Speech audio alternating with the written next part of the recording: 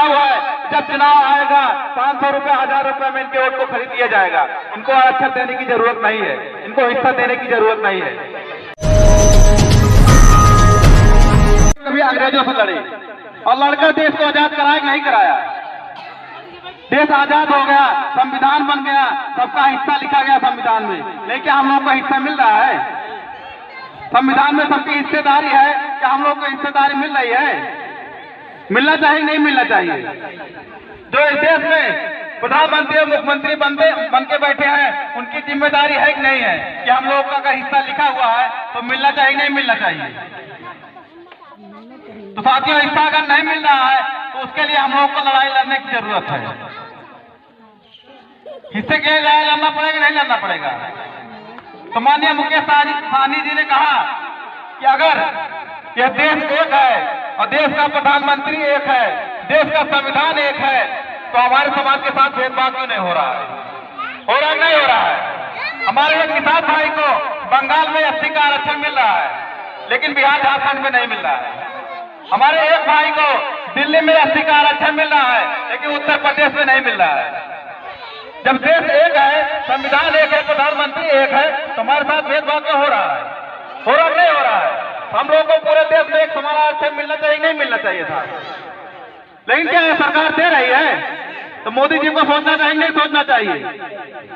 हमारे हिस्से के बारे में सोचना चाहिए नहीं सोचना चाहिए? तो गलती कौन कर रहा है? मोदी जी कर रहे हैं नहीं कर रहे हैं? अगर हम लोग अपना वोट देकर मोदी जी को प्रधानमंत्री बनाए हैं तो उनको हम लोग का हिस्सा देना चाहिए नहीं देना चाहिए? तो गलती कर रहे हैं नहीं कर रहे हैं? तो मोदी जी की गलती है कि नहीं है? योगी जी की गलती है कि नहीं है? हम लोगों की भी गलती है कि हम लोग जो अपनी लड़ाई पूरी तरह से लड़ नहीं रहे हैं।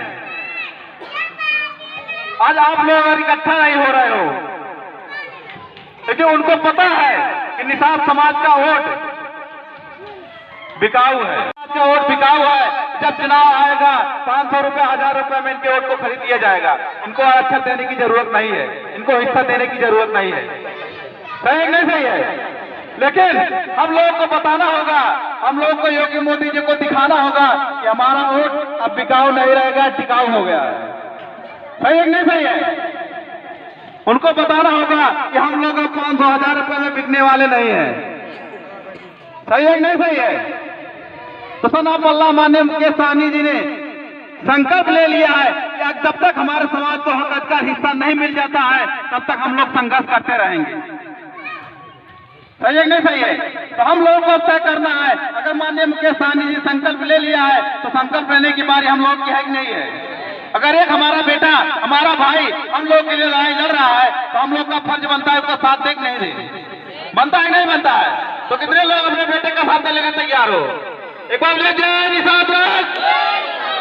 तब मुकेश सहनी जी ने संकल्प ले लिया है कि जो हमारा आरक्षण देगा हम उसी के साथ रहेंगे, जो हमको आरक्षण देगा हम उसी के साथ गठबंधन करेंगे, जो अगर आरक्षण नहीं देगा तो हम लोग उसके साथ गठबंधन नहीं करेंगे, और अगर आरक्षण नहीं मिलेगा तो हम लोग उसको वोट देने का काम नहीं करेंगे। माननीय मुकेश सहनी जी ने नारा दिया है कि आरक्षण नहीं तो गठबंधन नहीं, और अगर गठबंधन नहीं तो वोट नहीं। तो हम लोगों को जो है संकल्प लेने की जरूरत है कि नहीं जरूरत है? माननीय Mukesh Subscribe to my channel and also press this bell icon.